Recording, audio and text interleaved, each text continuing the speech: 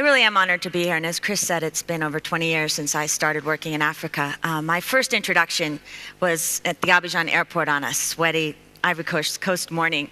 I had just left Wall Street, cut my hair to look like Margaret Mead, given away most everything that I owned, and arrived with all the essentials, some poetry, a few clothes, and of course a guitar, because I was going to save the world, and I thought I would just start with the African continent. But literally within days of arriving, I was told in no uncertain terms by a number of West African women that Africans didn't want saving, thank you very much, least of all not by me. I was too young, unmarried, had no children, didn't really know Africa, and besides, my French was pitiful. So it was an incredibly painful time in my life. And yet, it really started to give me the humility to start listening. I think that failure can be an incredibly motivating force as well. So I moved to Kenya and worked in Uganda, and I met a group of Rwandan women who asked me in 1986 to move to Kigali to help them start the first microfinance institution there. And I did, and we ended up naming it Duterembere, meaning to go forward with enthusiasm. And while we were doing it, I realized that there weren't a lot of businesses that were viable and started by women, and so maybe I should try to run a business too. And so I started looking around, and I heard about a bakery that was run by 20 prostitutes. And being a little intrigued, I went to go meet this group. And what I found was 20 unwed mothers who were trying to survive. And it was really the beginning of my understanding the power of language and how what we call people so often distances us from them and makes them little.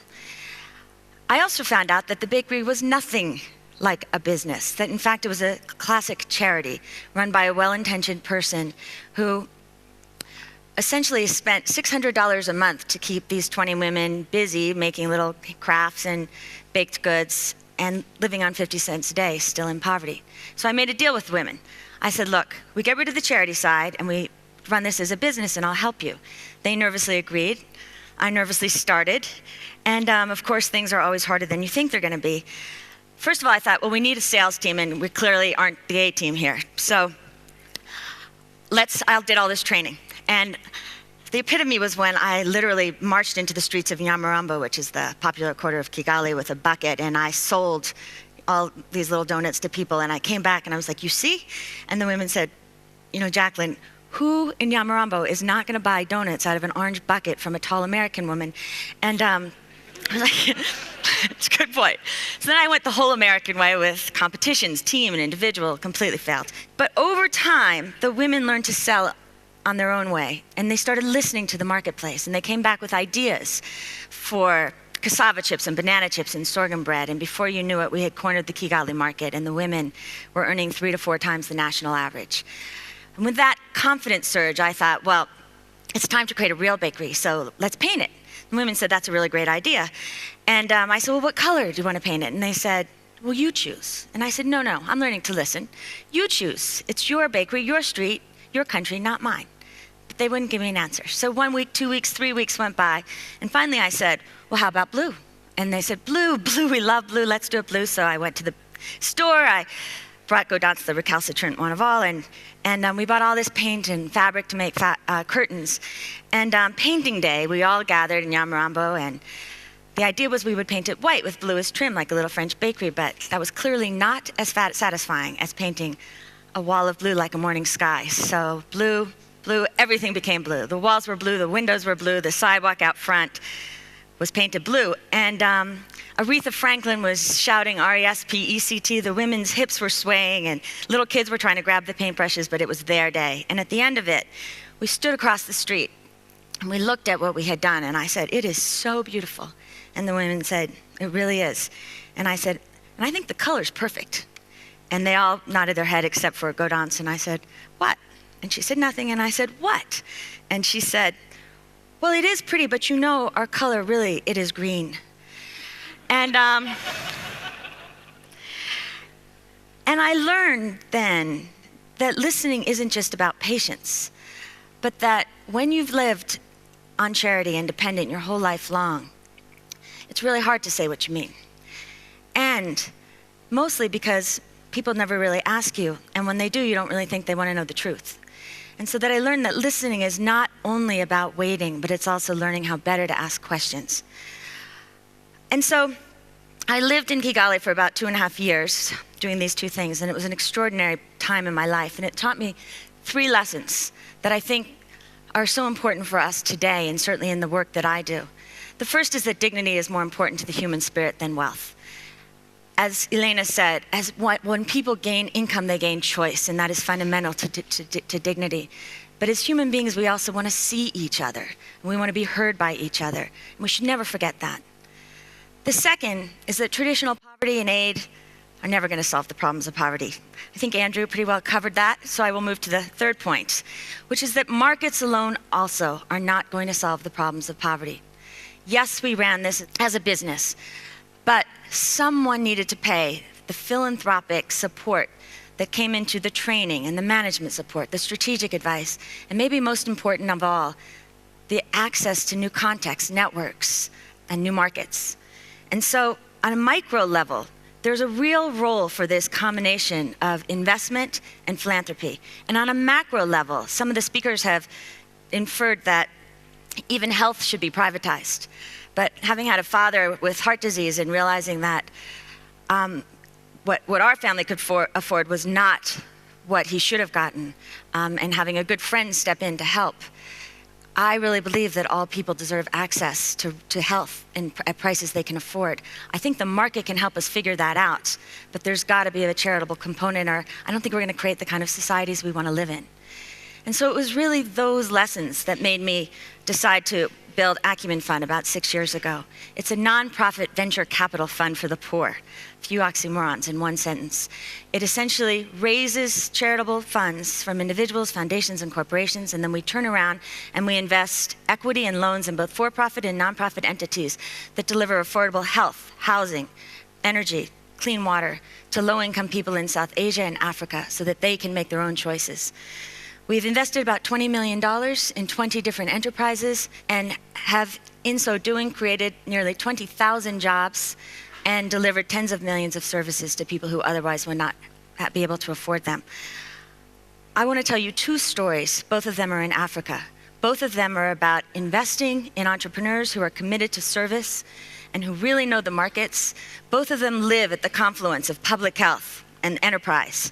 And both of them, because they are manufacturers, create jobs directly and create incomes indirectly because they're in the malaria sector. And Africa loses about $13 billion a year because of malaria.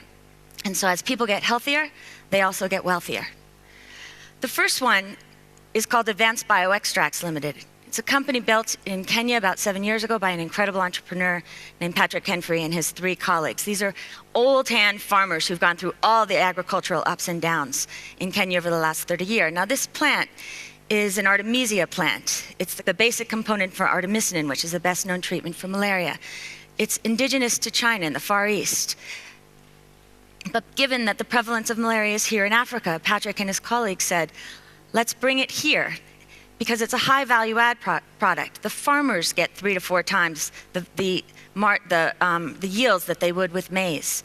And so using patient capital, money that they could raise early on that actually got below market returns and was willing to go the long haul and be combined with management assistance, strategic assistance, they've now created a company where they purchase from 7,500 farmers. That's about 50,000 people affected. And I think some of you may have visited. These farmers are helped by Kickstart and TechnoServe, who help them become more self-sufficient. They buy it, they dry it, and they bring it to this factory, which was purchased in part by, again, patient capital from Novartis, who has a real interest in getting the powder so that they can make Coartem. Acumen's been working with Abe for the past year and a half, both on looking at a new business plan, what does expansion look like, helping with management support, and helping to do term sheets and raise capital.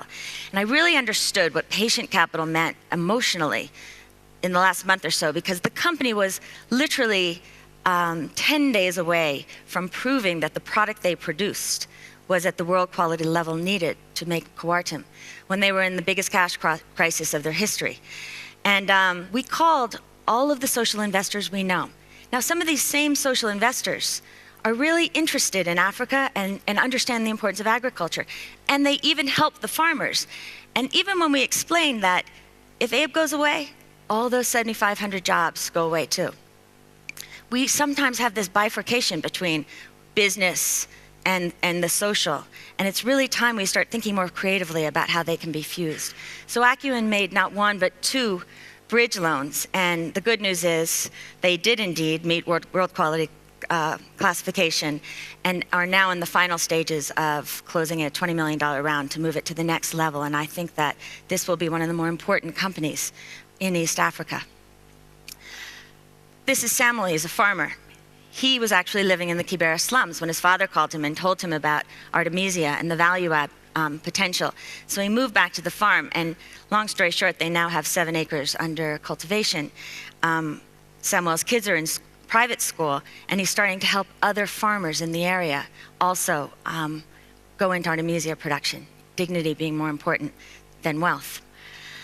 The next one, many of you know, I talked about it a little at Oxford 2 years ago, and some of you visited A to Z Manufacturing, which is one of the great real companies in East Africa. It's another one that lives at the confluence of health and enterprise.